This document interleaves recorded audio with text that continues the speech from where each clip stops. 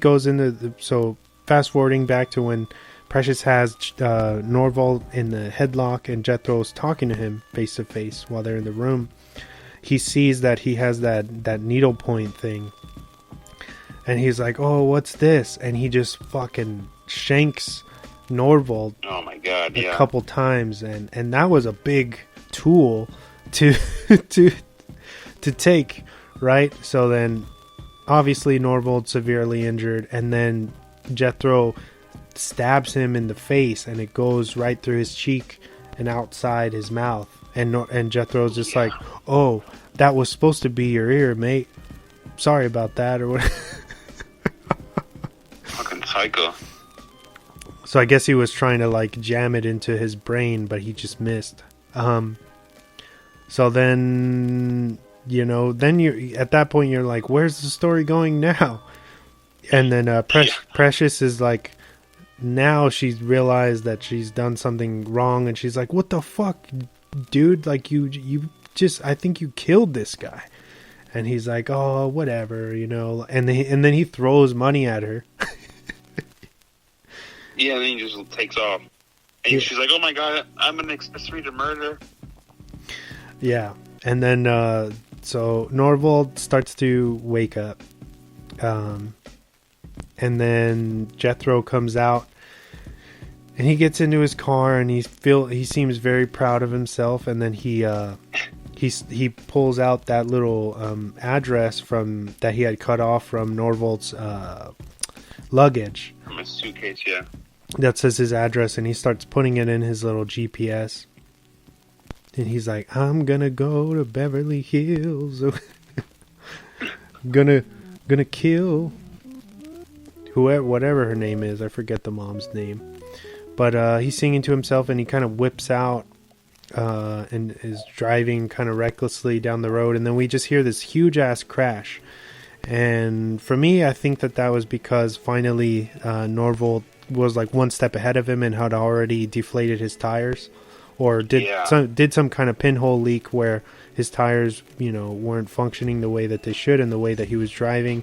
He crashes into this big sign. I think it was the hotel sign, right? Like the big arrow that's pointing to the hotel. Yeah. And so Norvald wakes up and kind of follows him down the road, and we see like the aftermath of the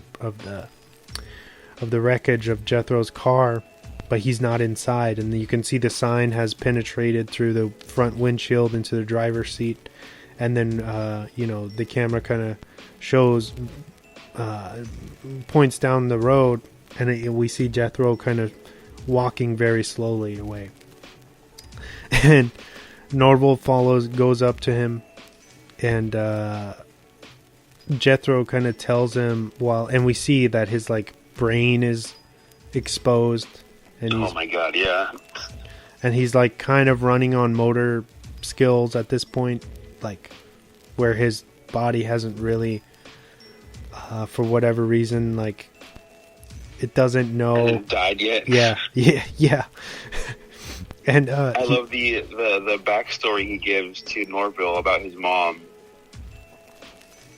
That's right. He's like, Norville, he's like, your mother was a prostitute. He's like, that's how your father met her. And then he says, I had sex with your mother in an abandoned warehouse, but I couldn't stay hard. And then that was it. And then that's when Norville pulls out that's poker. He pulls that out of his cheek, and then he just stabs it in the exposed part of his brain that you can see. And then he kills him. Yeah. Yeah, and he just it's like that shuts down his body, where he just like collapses, and he's like, oh. He's like, oh. So fucking weird. Yeah. But like you said, it works. And then Norvald just continues on his journey back to the beach to try to find to go find his dad. His dad, yeah. Another thing we glossed over that we can talk about right now, it's real short, but his dad also tells him that that he had him, Jethro, Gordon, and Dandy.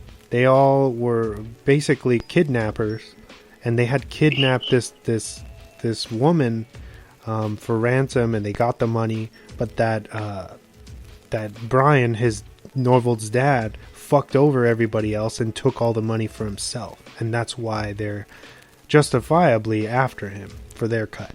Yeah. And you know, Norvald's like, well, where the fuck is all the money then?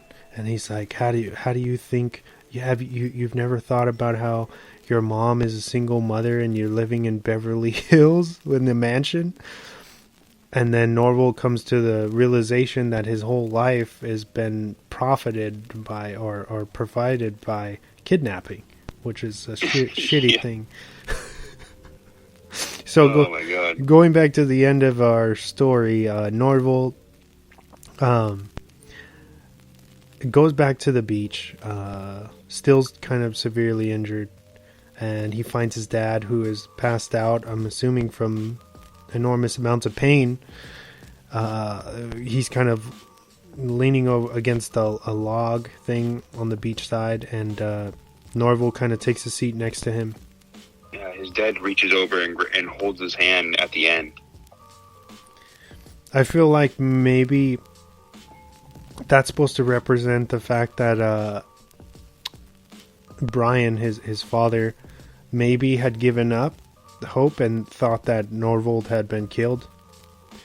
Yeah. And, you know, nobody was going to come back for him. So it's this, overall, it's this, like, reconnection with the father and son, you know, like, where they both are able to kind of overcome this incredibly weird, dire situation. Yeah. I think Norvald forgives him for kind of abandoning him as a child. Yeah. It's like, I thought it was interesting that you'd pick this too, because both of us we didn't have traditional father figures in our lives growing up as well, right? Right, yeah. So very much so. It's I don't know. It's kind of it feels very personal in a lot of ways. Where, you know, if we were to be in that situation, you know, that would be a worst case scenario. Like, oh, you know, my dad. Turns out my dad stayed away because he knew that he was a shitty person. Anyway, kind of. Yeah. So I don't know. It's very interesting to think about, but guys can have daddy issues too. Yeah.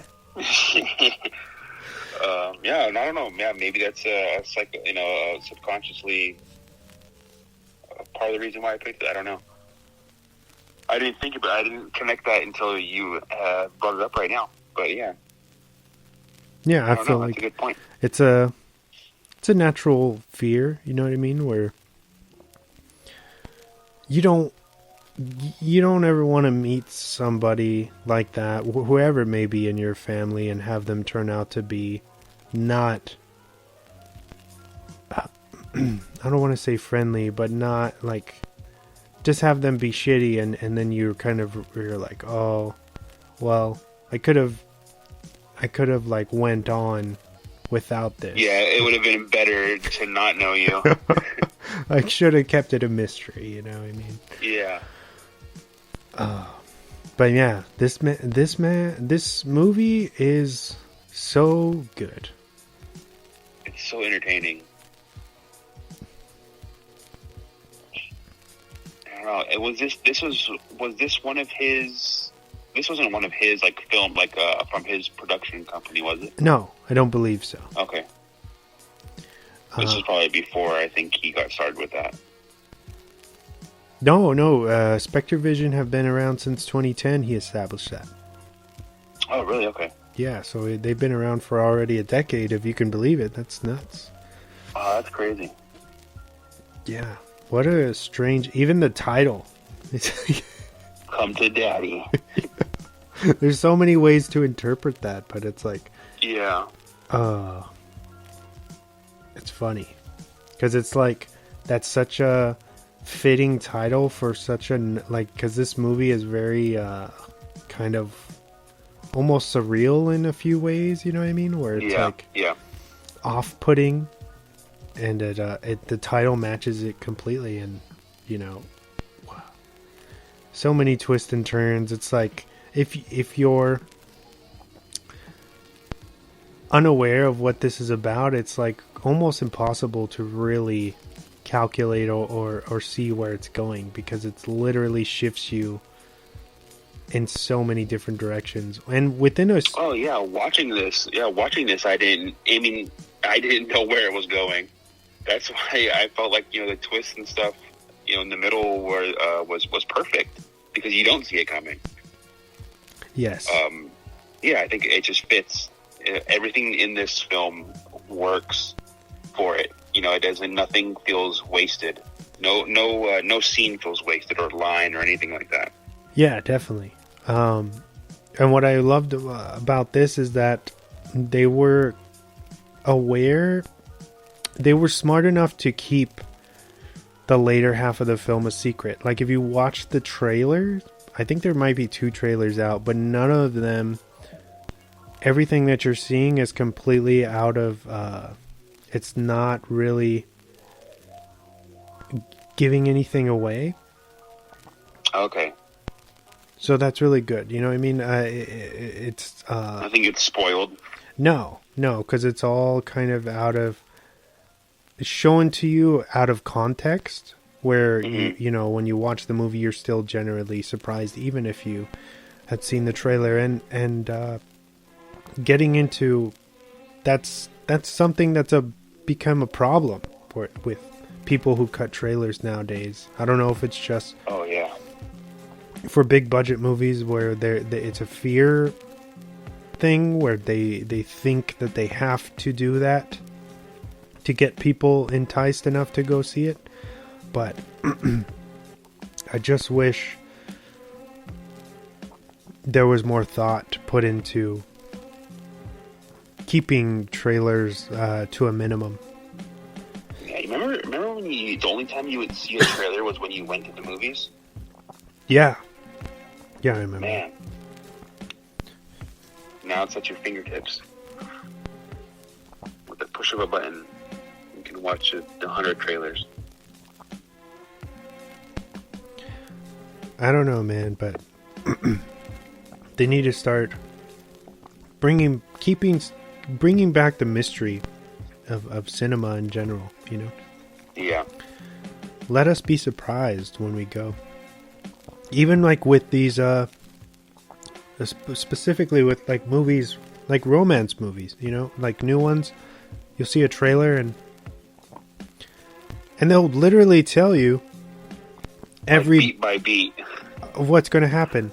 Yeah. These guys break up, and then at the end of the trailer, you're seeing them reunite, and it's like, okay, why do I need to go watch that now? You know? Yeah. And that's just one small example, but that shit always happens. Like, annoying. like in Terminator, not Dark Fate. What was the one before Genesis?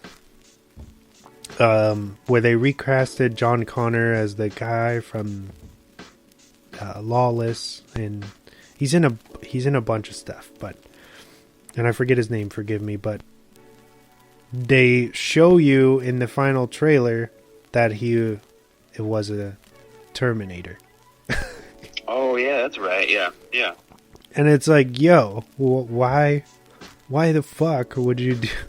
Why would you give? You just ruined a huge plot point in the film to get people to come to the film that now they know what's going to happen.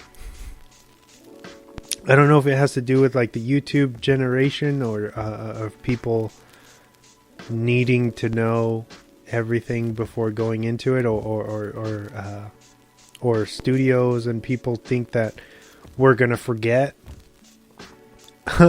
these I don't know, these little elements, and then go into the movie and be like, oh yeah, that's right, I forgot this happened. But for me, or for both of us, I'd